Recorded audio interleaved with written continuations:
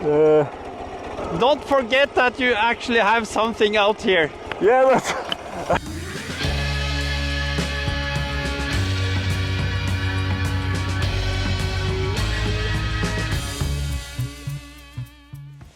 What's up, guys? Welcome back to Ride the Bean. Today I'm waking up here at beautiful Rotneblikk. And I'm just sitting here enjoying my coffee. But today is going to be an interesting day. I'm going to Oslo to see my friend Dennis, whom you've met in a previous episode. And we're going to go look at his sidecar motorcycles. That's going to be interesting. I've never really known much about sidecars. They've always fascinated me a little bit though. But also at the same time, I never really got it. It's like just a luggage rack for the motorcycle, no? But apparently it's a whole lot more to it, and so I'm curious to learn about that today. After I finish my Finca Colina coffee, Langøra's newest coffee. They just released it, and it's really, really nice. Super fruity. I'm not sponsored by Langøra by any means, if you're wondering. I just work there, and so I get free coffee, and I talk about the coffee that I drink. So, but it's not any kind of sponsorship. But that's the benefit of working in the coffee industry. I have unlimited access to the best coffees in the world, and I get to taste the most amazing, most interesting coffees that exist on the planet. And this is one of them. This is super fruity. But now I'm just gonna sit here and enjoy it before I pack up and hit the road. Starting the day on the Trans-Euro Trail again. Here we go.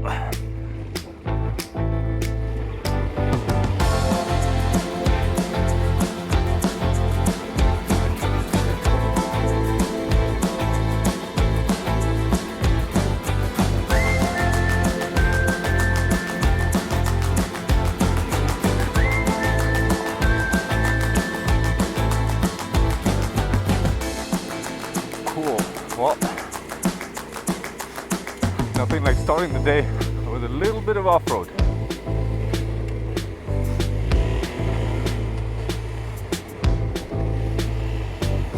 This is fun. I'm starting to feel more confident now. I never felt I could ride like this before. This section, I was so scared of the first time I came here. Now it feels easy.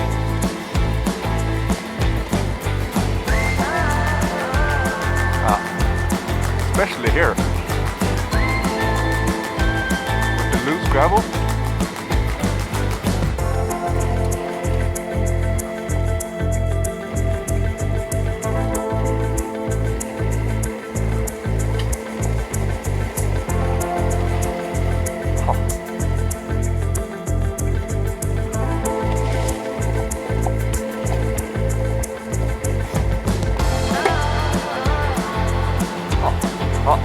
That was the most difficult section.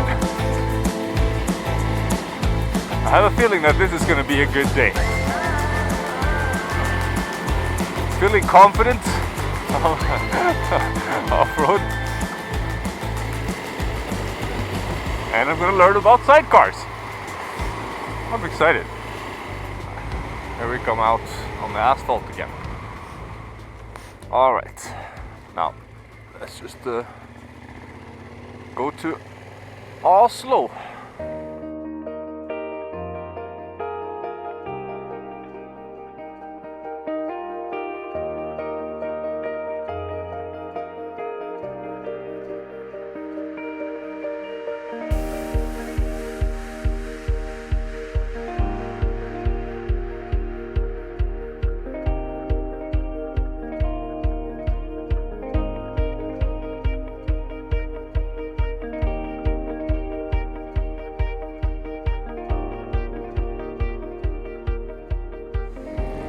here we are in Oslo, or in the outskirts of Oslo at least. Let's see if we find Dennis somewhere here.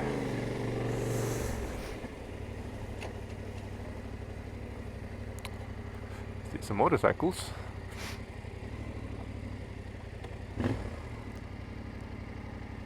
Ah, here we have them.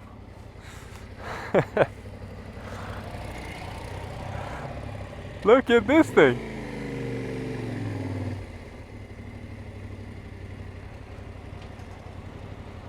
That is amazing. Ja.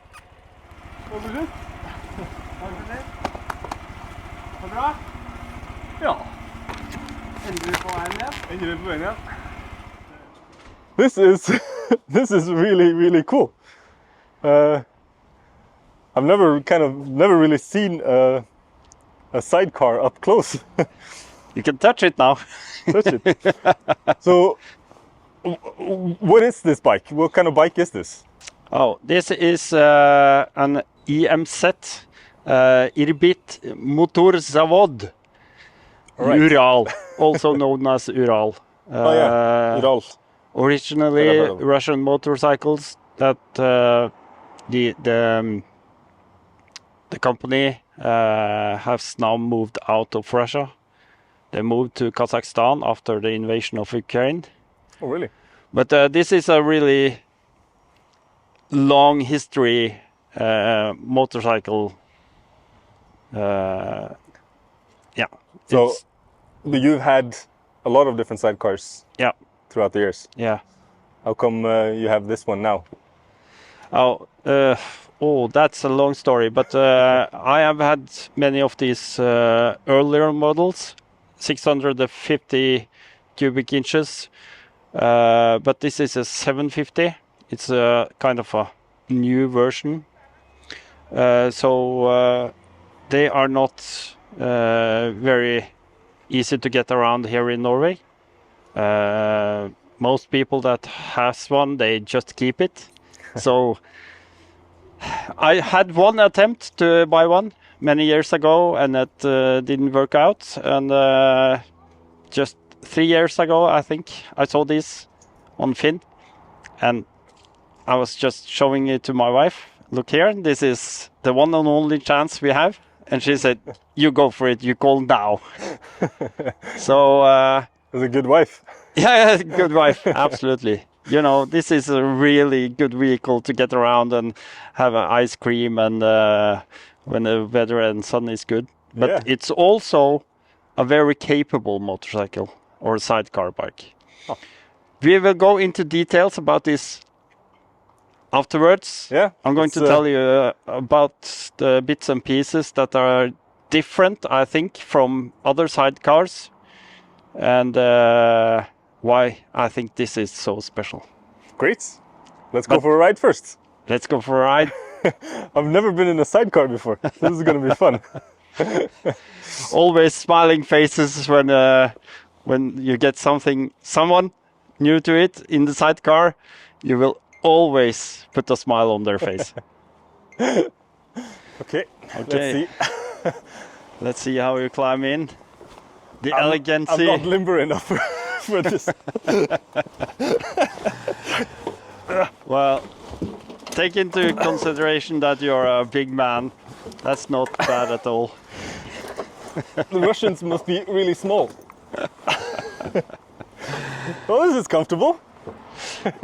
I think the seats are comfortable enough, and it's very exciting to actually sit in the sidecar for the first time.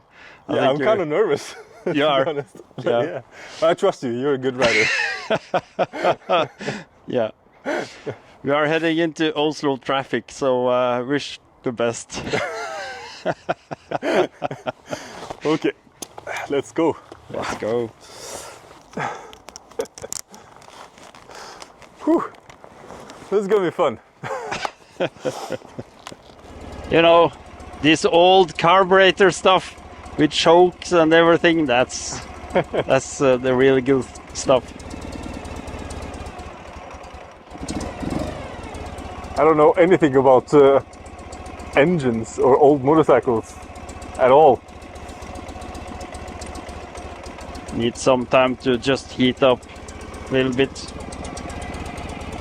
Okay, so let's start with the tour of Oslo. I think the first thing we are going to do now, we are going to head up to Maridalen, and we are going to take Maridalsveien, Maridals Road, into a part of Oslo that's not that mentioned in tourism, because it's not a city, it's actually a forest area. Very, very nice area of Oslo. And just behind us here we have the forest going in further in Oslo. Great. So let's start with that. Let's start. And of course, as every motorcycle should have, we have not only a parking brake, we have reverse. Oh, that's nice.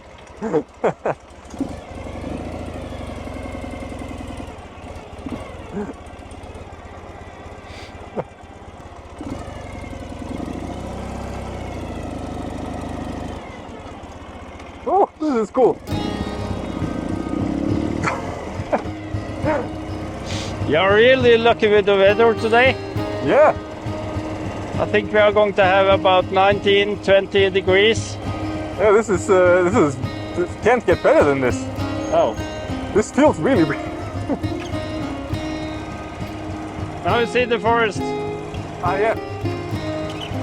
It's not the most comfortable ride. You really feel every bump. The Norwegians are skiing even in summer, or spring, but when the snow disappears, we move on to roller skis. I've never been nervous on the road before.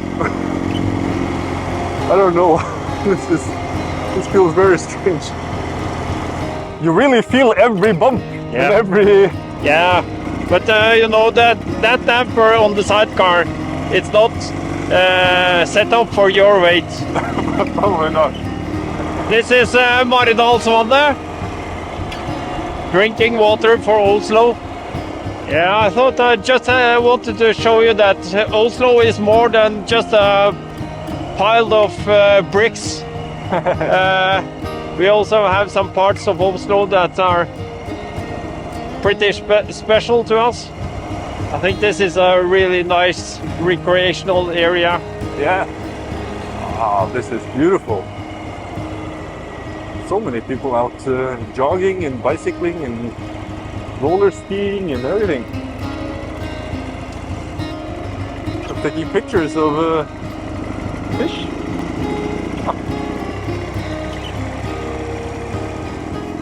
It's really cool. I'm enjoying this so much. Very strange feeling.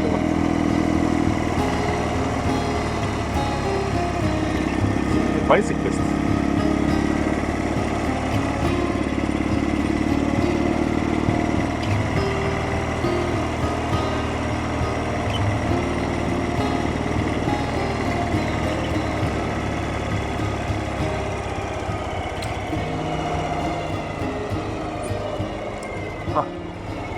People are putting blankets on their cars. Wow. This was fun. Yeah. What a strange feeling. Just going to put on the handbrake or foot brake or parking brake, at least. That was. I'm enjoying this. This is actually very fun. It is. I'm a little bit nervous in some of the corners. I feel myself falling out of the cart. Then I'm going to tell you about another sidecar I had.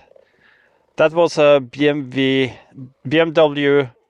R1150 GS Adventure, which is a really common bike, but it had a sidecar mount that was only mounted in the bottom of the motorcycle, so that when in turns, the sidecar would go, the bike would go turn over to the sides like a normal bike, you know. So when I was turning, I would put myself all into your lap almost, and the other way I would just lean out like this. And sitting in that sidecar, that's really crazy. That's like a merry-go-round. It's like you are in a rocket and you don't know how it's going to work. Really special. It's a strange feeling though, but it's fun. Yeah. Like it's like a roller coaster kind of. Yeah. I think sidecars are kind of looked down on from other bikers' view. So many times I felt like even motorcyclists, they don't even wave at you because you drive a sidecar. It's like you are a different... You're a different breed. Yeah, different breed. I'm not saying that everybody does that, but you got that a feeling of that. Yeah. But once you try it, it's totally different, of course. It's not like riding a bike at all, except from the clutch and gears and stuff like that. You really have to work with the bike. You have to feel what's happening all the time and just position your weight and your body to compensate, you know, from turns and stuff like that. Yeah.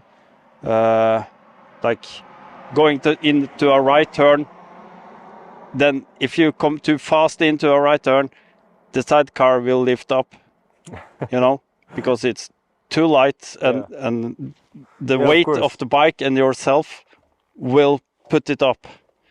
So you have to compensate by leaning over and stuff like that. Yeah, of course. And you have to work with the steering in a lot of most different way, because this will actually react to your steering it's like this. It turns kind of like a car, but it's just very differently weighted. Yeah.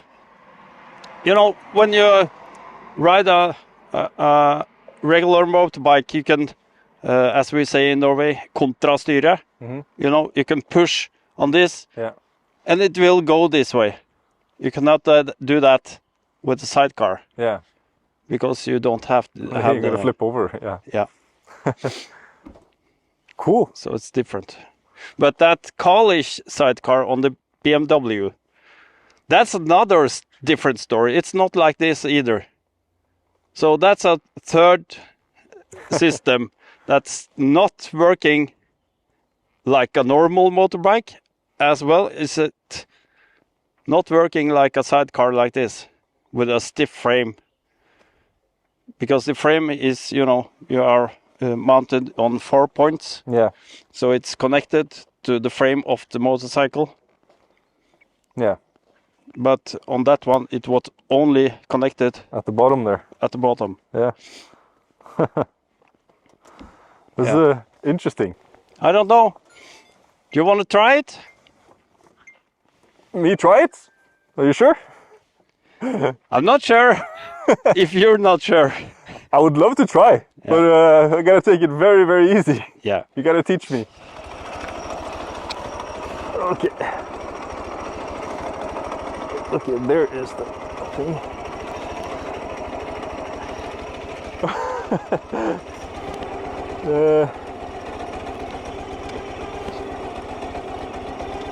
Yeah. Is it in gear? Yeah. Oh.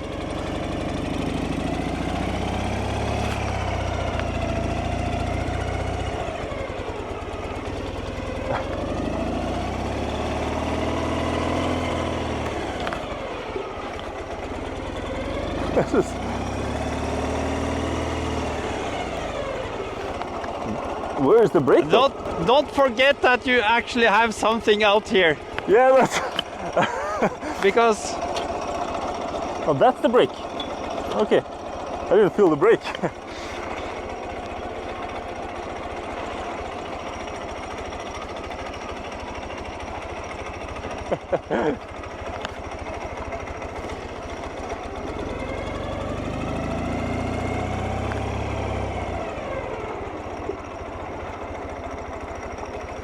This is a very strange feeling.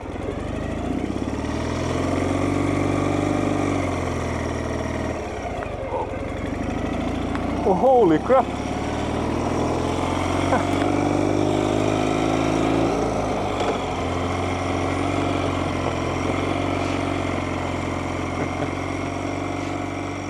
Oh my! Oh, snap! This feels strange. Okay, I gotta find a place to turn around. I don't know how to turn around this thing.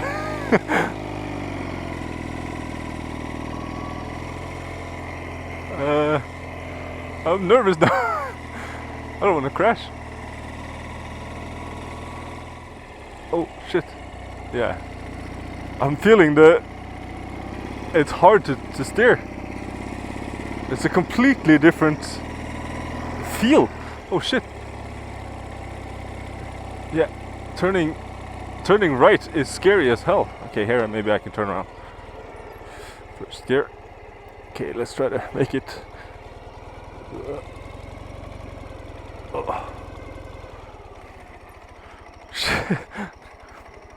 Oh. Huh.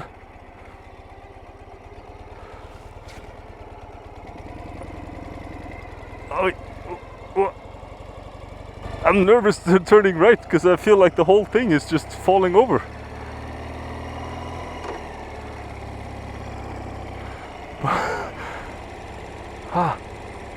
Turning left is okay, but turning right, I feel like the whole thing is just falling over.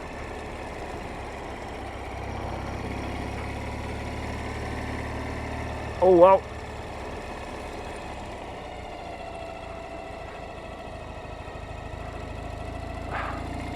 Holy crap.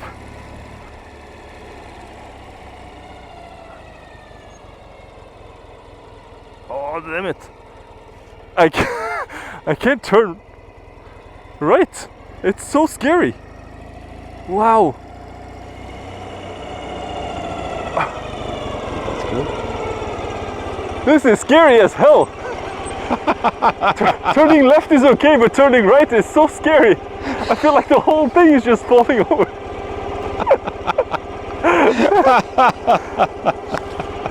Wow. This is nerve-wracking. Yeah. we can just like that. Just let it be stay in gear. Well, that's hilarious. Yeah, it's like nothing you have experienced before. Yeah, At the first time, it's like, what am I experiencing here? What am I doing here? What is this? Yeah, I was so nervous. I was going just 10 kilometers an hour. Then I was like, oh no, I'm going off the road. I'm going off the road. No. But another thing, look at that grin. Now you have the biggest smile. It's like you have just done something that's so crazy to you and bends your mind so much that it's just you have to smile. You know, that's true. It makes you really, really happy. Oh shit! And that's so cool. Yeah, that's true. I was smiling from ear to ear the whole time. Yeah. Wow. But I don't think I want to go faster than 20 kilometers an hour. That's experience. That's experience. So with experience, you can handle this a lot better. Yeah, of course. It's just I think like the regular turning and the turning left is okay, but as soon as you got to turn right, and you can feel that the sidecar is starting to lift. Yeah, that's kind of scary because you don't know where the line is going. Yeah, you know, where's the line before you tilt over. Yeah, and that's a scary part. But then again, once you pack up this sidecar, maybe you have a pillion or you have all your stuff and gear and everything here, you have more weight to it, it's more stable and you can feel a little bit more safe. Yeah, but it's just, I guess you get used to how it works. There's a lot of sidecar riders that put a big car battery or something in the sidecar in the trunk, just to keep weight here. Yeah. And stuff like that. So, but how the hell, if you're going on the highway or on the countryside road in 70, 80 kilometers an hour, how the hell do you turn? It rides like a train. In 80 kilometers an hour, it's just straight, and that's because how the sidecar is set up. It's actually the most important thing to get right on a sidecar is how the sidecar is mounted to your bike. We are talking about leaning angles. Leaning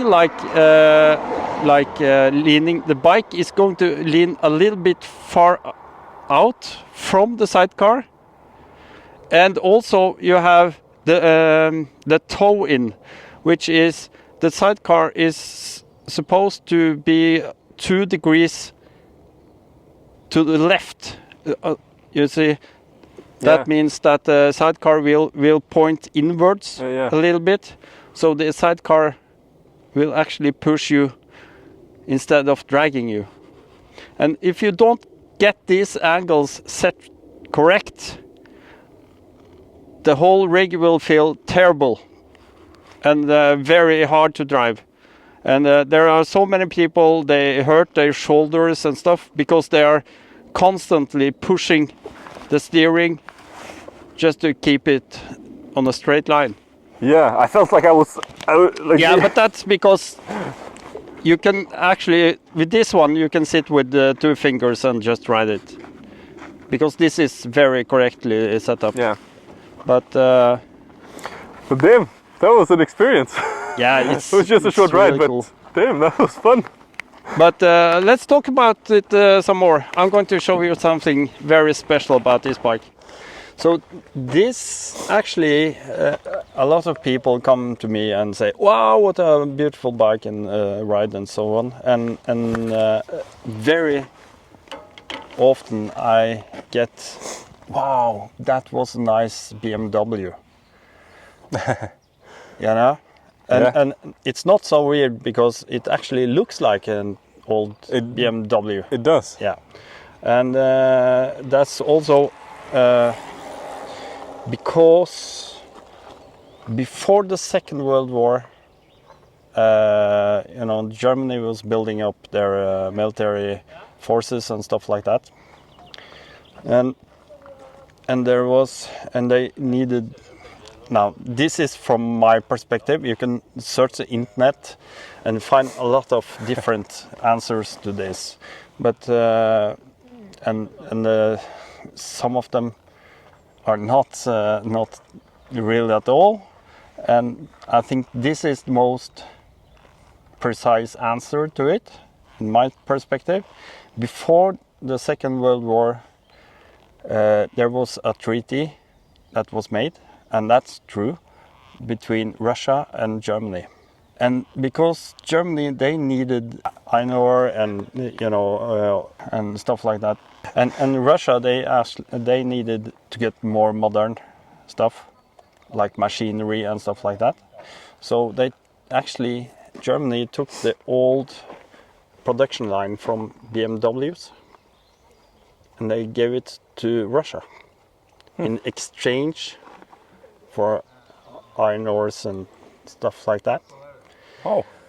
And I think first that motorcycle plant was moved with train to Russia, and it was actually put up pretty close to the border of Germany. But when Germany suddenly started to attack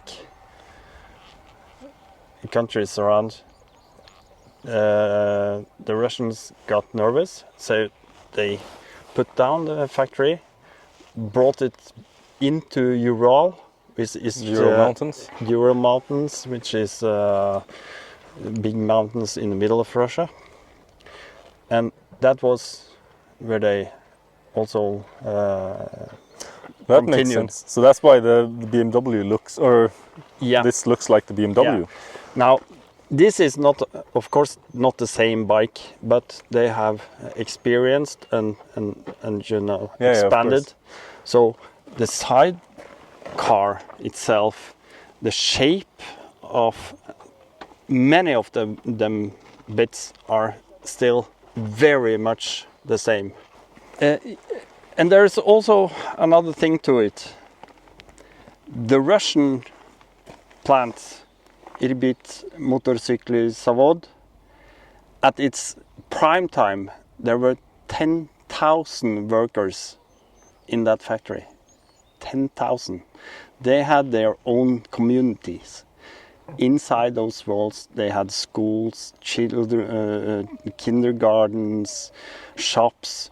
You know, they lived there, they worked there, and they produced a lot of sidecars like this, and also vehicles, other type of vehicles.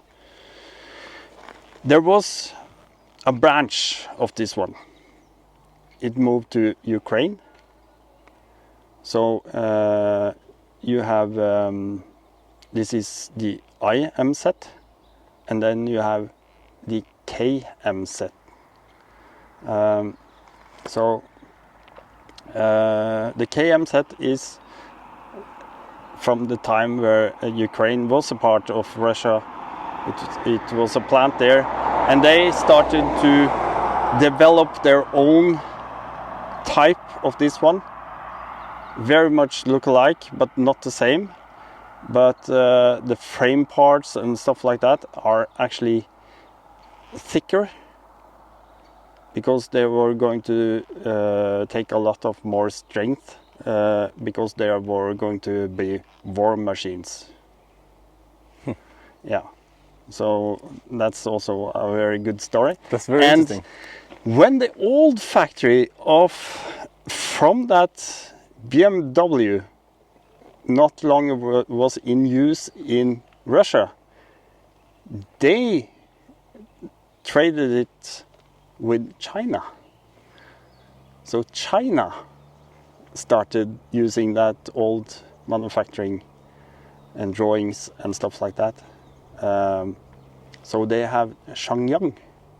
Shenyang is also a sidecar, very much like this. So it springs out from BMW to Ural, and then over to the Ukrainian, and then over also to China. That's very interesting. So many thousands of vehicles made, and also there was a time where the Russian plant couldn't pay their workers their salaries and stuff like that, so they actually gave them parts, you know, motorcycle parts from the factory. You can go out and sell them. So therefore in Russia and all those Russian states around, sidecars was a very common vehicle, because when you can't afford a car, you can have a sidecar. That's interesting. I've never thought about this. And sidecars have had their use in military, in private. You know, I met some guys in Ukraine, in the woods. They came out with their sidecar, 2 grown-ups, one in the front, one on the back, and a little kid, I think about 5 years old, on the front on the petrol tank. And all of this sidecar was removed, so it was only the frame. But they had, grains on it. Oh yeah, so it's kind of a truck. Yeah, so they used it as a working truck. And they stopped by with the cafe that I was, and they was hi, and we just gave them a beer. They had a beer each and a small shot of vodka, and they took the kid and they just out again. No helmets, no nothing. These are, That's very interesting. So sidecars is very much under. It's a whole culture by itself, kind of. But this is also what I want to say. The sidecar, very often when you see a sidecar, it's a Yamaha or Suzuki or whatever it is, Harley Davidson maybe. With the sidecar, that sidecar didn't come from the factory. You know, That was separately. Yeah, that was built separately for that vehicle, special, and there are sidecar manufacturers that mount these to motorcycles. But this is bought like this. It's one unit, and this is very special because you can see here. You see this cross? Yeah. It's an axle. Oh, so it actually has a drive shaft. It's a drive shaft to the sidecar. Huh. So we have two-wheel drive. That's pretty cool. And now this is normally a one-wheel drive normally, but in special situations. Now this is very much like it's a lot of chrome and it's you know, civilized, but this comes from another, you know, it's more like war and off-road vehicle. Yeah. So when shitty conditions, you have differential lock, so it continually will pull on both wheels. Cool, that's an interesting story. Very fascinating. One more thing. If you have a look at this bike, these bikes were even sent to North Africa in heated areas, you know, very high temperatures and stuff like that. Because you have a boxer engine, you have the cylinder heads out on each side. That gives them the most effective cooling. If you have one cylinder head in the front and one in the rear, when it's really hot, the hotness from the first will just move on to the rear and it will never cool down. And also with the reverse gear, because this is a very heavy rig, it's like 350-60 kilos, I think. It can be very heavy to move around, and then you have a reverse, so you can just back out. It would be nice to have on the T7 sometimes. Yeah.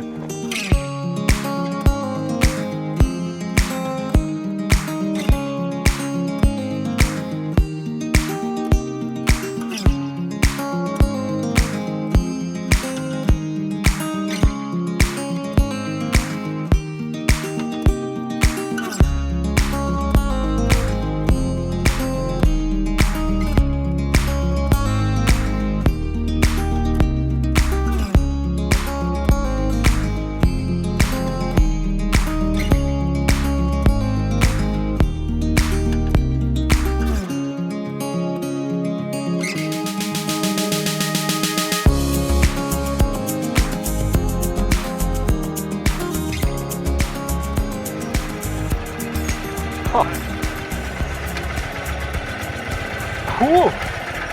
Thanks for the ride! This was amazing! It was a completely different experience. Yeah.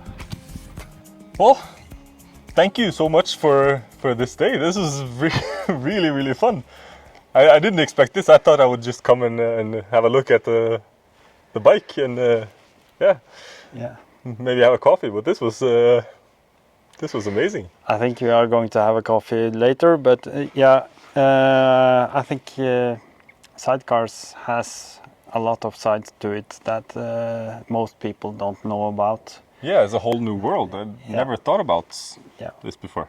So it's cool to get to tell the story a little bit from my view, at least. and you got to try it as well. That was scary as hell. Holy shit. I only went like 200 meters up the road or whatever it was, but that was scary. Yeah. I was so afraid of tipping over. It's probably a little bit more than I think. Yeah. That like you need a little bit more to tip over than what it felt like. Yeah. But yeah, I hope you guys have enjoyed this episode. This has been very interesting for me. Yeah. If you did, give me a thumbs up, click subscribe, and ring the bell if you want to see what I end up doing next. So now I am gonna stay here in Oslo for a couple of days. I'm gonna go have some coffee, visit some coffee shops and some coffee friends, and then I'm going to start heading further south, up the mountains. I'm not sure exactly which roads are open, so I'm gonna have to check that. But I'm gonna be looking for some of the like spectacular roads that you have on the east side of the country. Rjukan and what's it called? Gauldaltoppen. Ural Road. That's really, really beautiful, but I'm not sure when it opens. But yeah. And now we are going to make a podcast. Now we're going to make a podcast. So if you understand Norwegian, then switch over to Rally.Nor's podcasts. Yeah. And keep listening, I guess. Yeah. Bye from Oslo. Yeah. Thank you so much for this this tour. This was amazing. You're welcome. So I guess I'll see you in the next episode. Peace.